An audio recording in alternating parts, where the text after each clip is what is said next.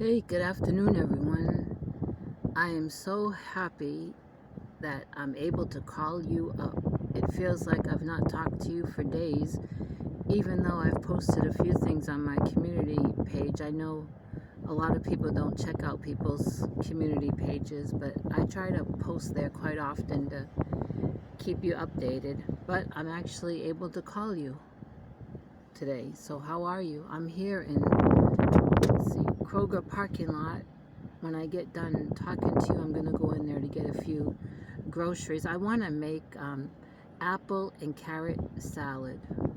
That's what I'm craving. My mother used to make it, and someone else in our family used to make it. And my mother, she would just shred carrots and dice up apples and put them in a bowl and put some raisins in there and some mayonnaise. Now, someone else in our family used to shred the carrots, dice up the apples, and put in a few cloves and some mayonnaise.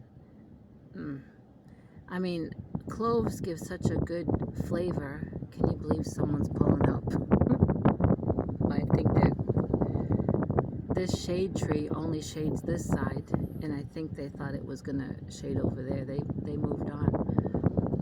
Cloves give a really good flavor to food, but you know you can't eat them. You gotta watch when you're eating that you take them off your spoon or take them off your fork. My grandmother sometimes used to cook white rice, and she'd put some cloves and also one or two cinnamon sticks in her white rice and cook it all together, and it was so good. But I will be going in there to get just a couple apples, some carrots. I already have mayonnaise, and I'll see about getting a couple other things. But let's see. If you've seen on my community page the other day, my rowdy rooster passed away, and I don't know what happened. It was in the afternoon, and I went out to the chicken yard, and I went into the chicken coop to collect eggs, and there he was, up on the perch, and his head stuck between the perch and the nesting boxes. It looked like he probably broke his neck. He probably got, I guess, frightened by something. I just don't know. It didn't look like anything attacked him. He was my biggest rooster, and he's the one that had that really, all those long feathers, you know, for a tail. And he was not the mean one. His son is the one that goes after my hens in a bad way. I mean, really rough with my hens. My silky hen is still in the that kennel, and boy, what a difference. Her feathers are really coming back, and I'm just looking, it looks like I'm really pale. Yep, her feathers are coming back, and I was worried that maybe she was in a little distress being in that kennel, but she's been laying eggs. So I think she knows that I'm doing it for her safety and for her to get feathers back on. And you know, I will let her out in my yard if I'm out there, and I will work her back into the flock. It's gonna have to be very slow. And what else? It's a beautiful day.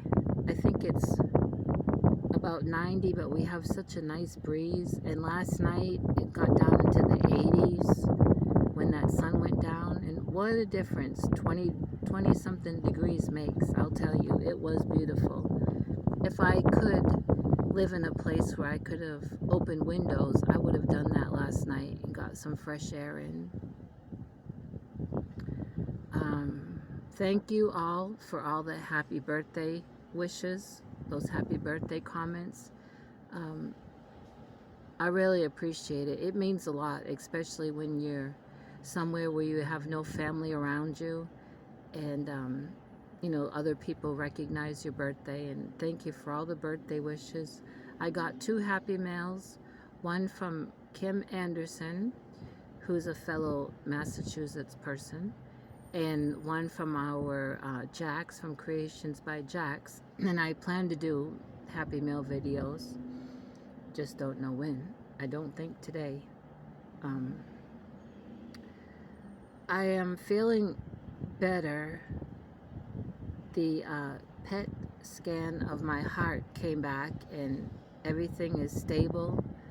The issue I have with my aorta is stable, so that's good news. I do have the, I guess you can't see it right here, the heart monitor on for 2 weeks. And yesterday I was not feeling good since Thursday, but I'm better today. I'm still having trouble with my breathing, losing my breath, catching my breath. I have a hard time to take deep breaths. And so, are you ready for this? Put your seatbelt on. It's another Atna story. I figured, well, you know what? Since the PET scan of my heart came back okay, I better call my pulmonologist. And so this morning I called to make an appointment. And the nice lady was just ready to make the appointment, give me the date and time, when she says, oh, we have a problem. You have Aetna, and your pulmonologist is not in that network. Can you believe it? I had to go through the whole thing with her of how back in the end of March, I got that phone call from Aetna, and they went through all my doctors and said they were in the network. I asked her, could you please, because this, pulmonologist is hard to get in to see. I will see her PA. I've seen her PA before. I'll see either one of them, but I have to figure out what's wrong with my breathing. I said, could you please just make the appointment, and I will work on the other end with the insurance. And she said that she would, and she'd send a message to my pulmonologist about this. I'm supposed to receive it. Oh, there's my phone. A text or something on my health portal about it. What I'm going to do is when I get home, I'm going to look in my little notebook for the name and number of that patient outreach worker and see if she can't intervene again. Because this is, this is beginning to be too much. They tell you all your doctors are in network, and then when you go to make an appointment, you're finding out that they're not. And so it's creating a big problem. Yesterday was my Sunday to teach the kiddos. In Sunday school, I can tell you what I taught. I taught about Cain and Abel. If you're not familiar with that story, those are the sons of Adam and Eve. And you can find it in Genesis chapter 4, what I taught about. And what it was, back in those Bible days, they used to offer offerings to God.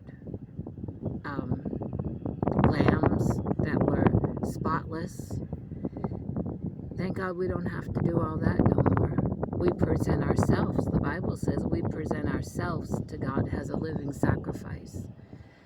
And so I was explaining to the kids of how they did that back then, and how God was so good, to Adam and Eve, and God was so good to Cain and Abel, that it was time for them to make a sacrifice to God, to show God their thankfulness. And Cain, God had blessed him with fields of food, vegetables or whatever.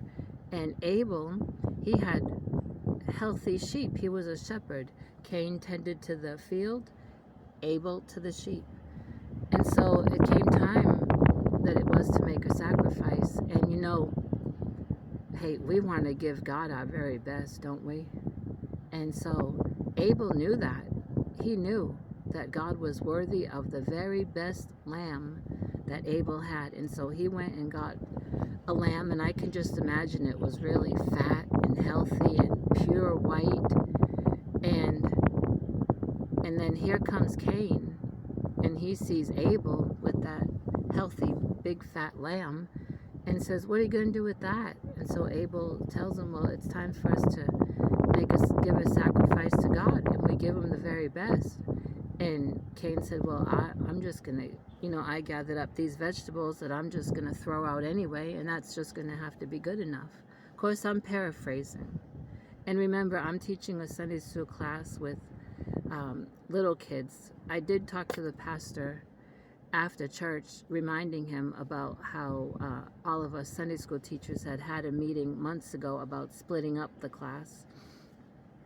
And so I teach, my class is mostly little ones, so I have to break it down and paraphrase. And so it came time for the sacrifice. Well, guess what? God did not accept Cain's sacrifice, but he accepted Abel's. Because Abel gave God his very best. And what happened to Cain? He got angry, maybe was a little hurt, but he got jealous. And God knew how he was feeling, because God knows everything. We cannot hide nothing from God. And I was telling all this to the kids. And I told the kids, don't tell me, don't raise your hand or anything, but how many of you sometimes have been a little bit jealous? A couple of them just put their heads down. And I said, well, it's normal. The problem is when we don't ask God to help us with that feeling of being jealous, and we don't repent about feeling that way, if we don't, that feeling of jealousy will grow and grow and grow inside of our heart, and it can lead to bad things like it did to Cain.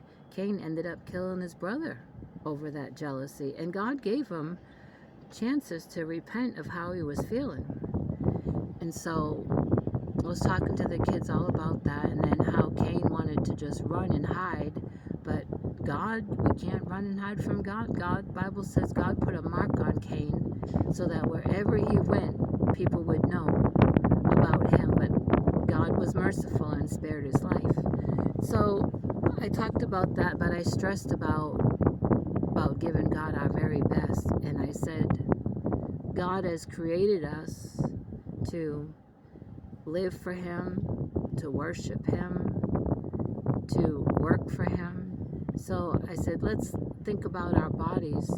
How can we give our bodies, to God?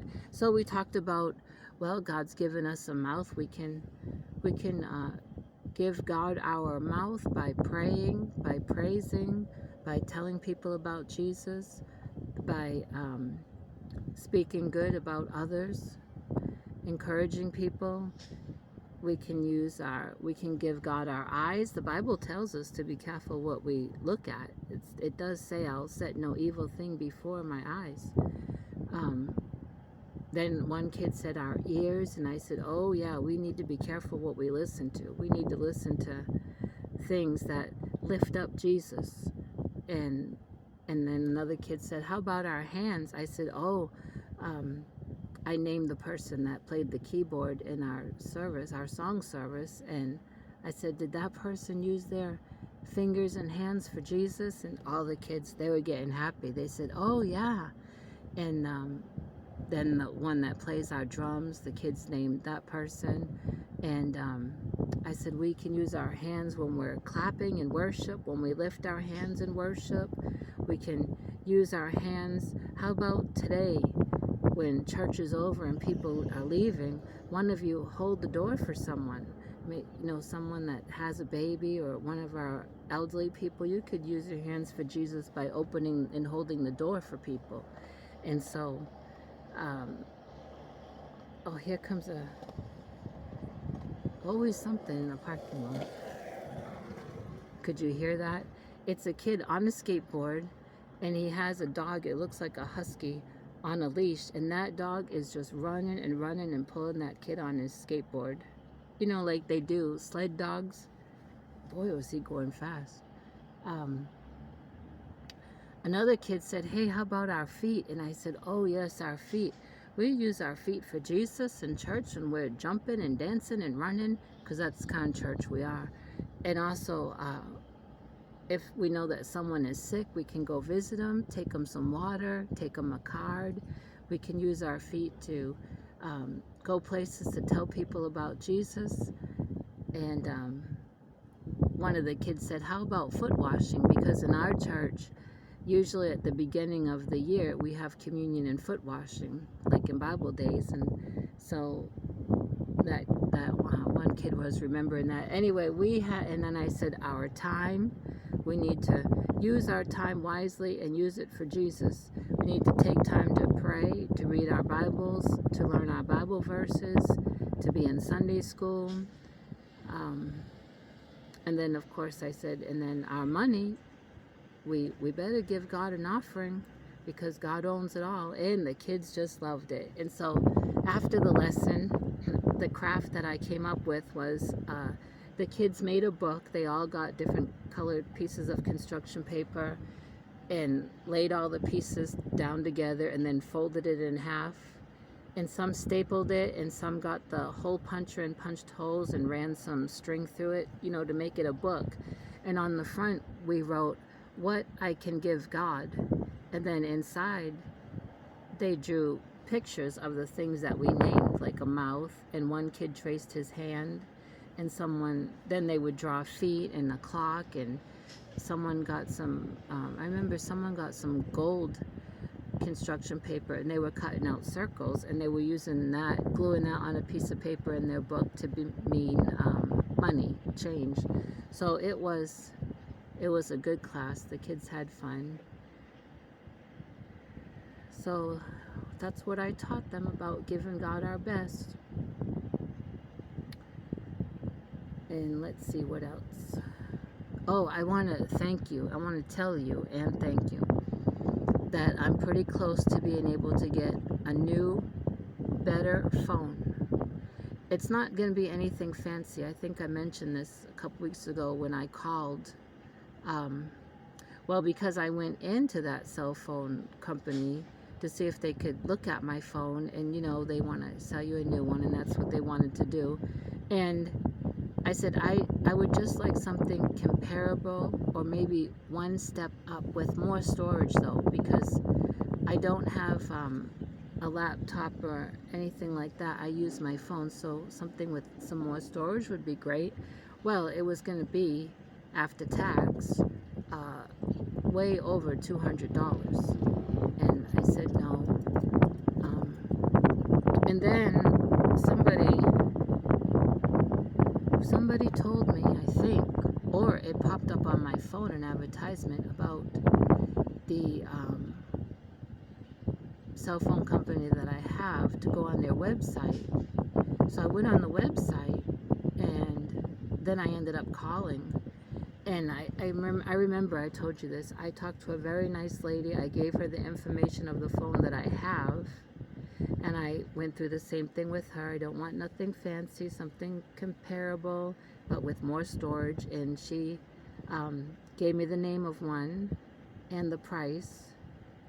And that day she wanted to sell it to me. And I think that was on a Wednesday. And she said if I bought it that day, I could possibly have it by that Friday. Well, I couldn't get it. And this phone so far is a miracle that it's still working. But anyway, I'm very close to being able to get it, and I'm thankful.